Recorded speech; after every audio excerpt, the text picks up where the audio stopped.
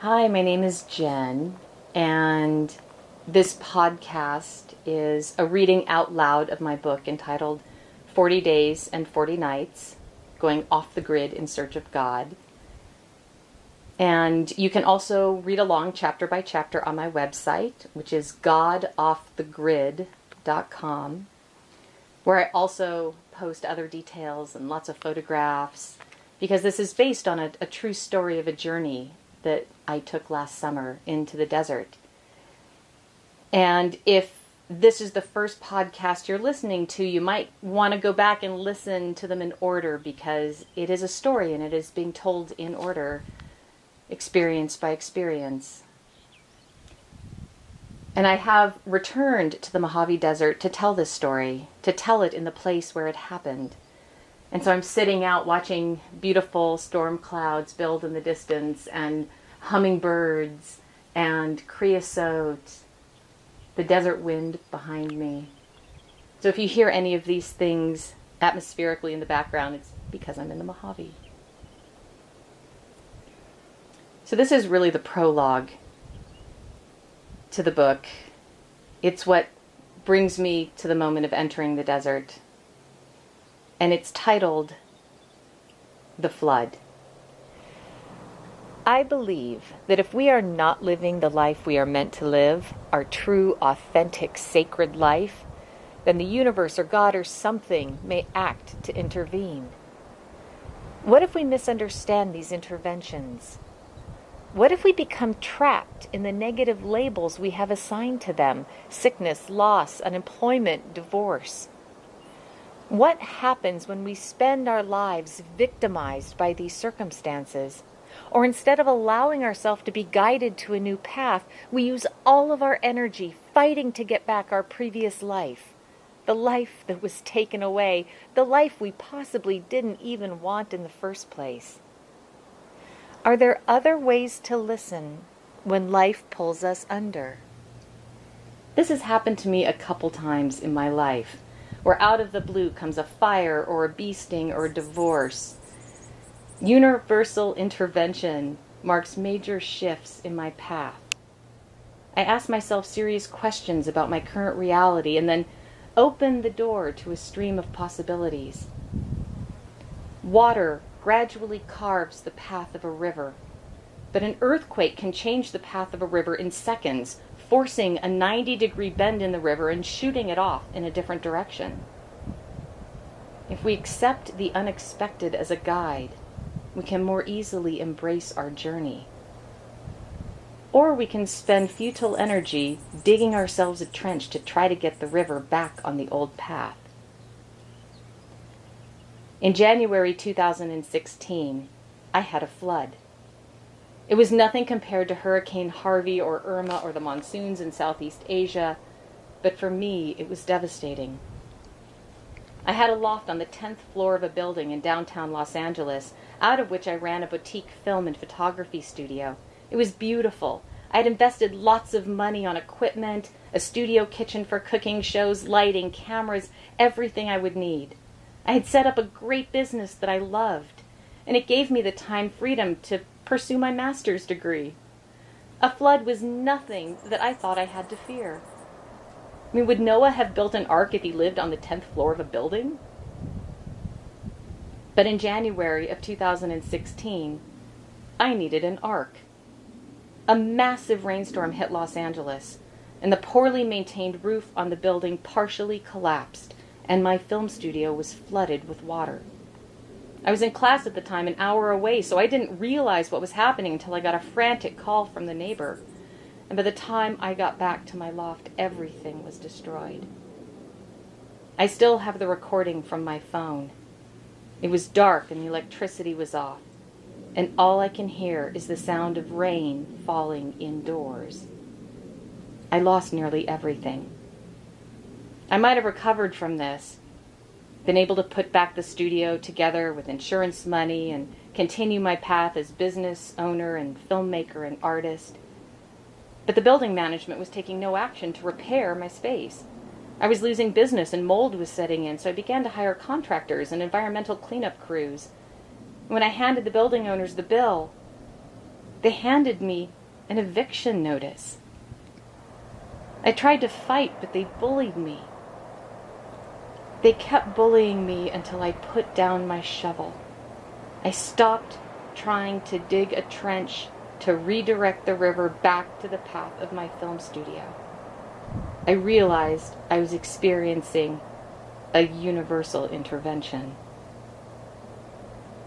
That flood was only the beginning. One after another, everything I had invested in began to crumble. The web server lost a 400-page website from one of my projects, and a TV network contract that I had devoted 5 years to filming and developing fell through. And one by one, all of the ways I financially supported myself disappeared.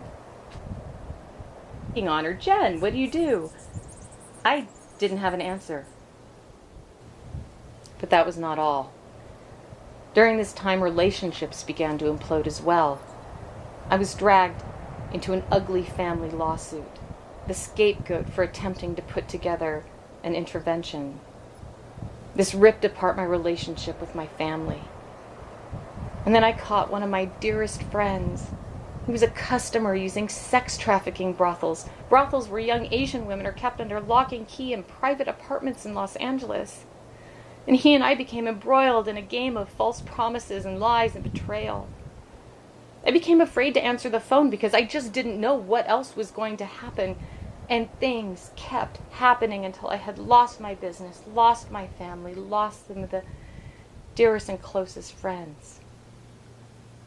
And as my heart began to sink into a place of despair, events around the world became like quicksand to sink it deeper.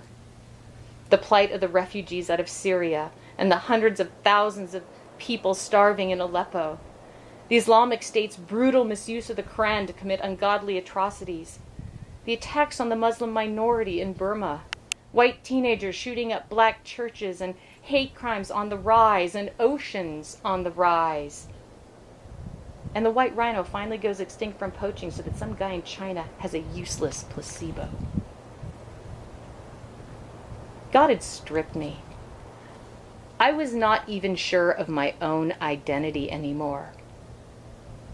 Who am I? I mean, really, who am I? What part of my life means anything in the face of this? What type of meaning does my life have in this world? And who are my friends? And who is my family? A couple of friends, colleagues at school, reminded me of the book of Job and consoled me to be patient and prayed for me, which is a wonderful offering. Job is the book in the Bible where God and the devil make a bet that if the devil strips the perfect, faithful Job of everything in his life and sends him to the desert in exile, that he will give up and lose his faith in God. And as the story is often told, Job stays patient and faithful, and God gives him all of his stuff back in the end. What I heard from the mention of this story was that Job had lost everything and went to the desert. Was this my place of crisis, the not so subtle tap on the shoulder? I took a deeper look at the spiritual narratives. The Jewish tradition is filled with stories of personal or community crisis where Elijah or Moses or Abraham would go off into the wilderness to seek an audience with God. When there was a question or crisis in the early Islamic community, Muhammad would return to the desert for answers. And there are thousands of other people who have probably gone into the wilderness to pray, people like myself who are not commemorated in scriptures or by statues. They are just people who had nowhere else to go and seek what they were looking for. How many Jobs have existed in the history of mankind? And what did they find? In indigenous cultures, this journey is called a lament or a vision quest. In times of great crisis, a person would take a journey into the wilderness to lament and ask for a vision or for healing. They would be sent off in ceremony.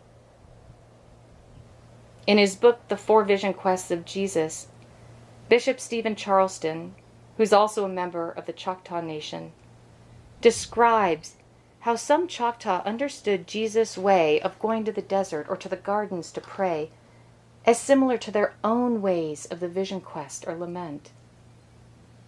When things are so bad that you have to go somewhere by yourself and get down on your knees.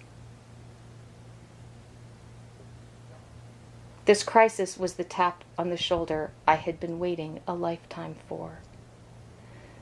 But the most gut-wrenching moment out of all that had happened over the past year of my entire life falling apart was the realization that now was the moment I was expected to keep my promise and return to the desert. Not when I was strong and ready and excited and raring to go, but when I was so fragile, so exhausted, so depleted, so unsure of myself, and so afraid.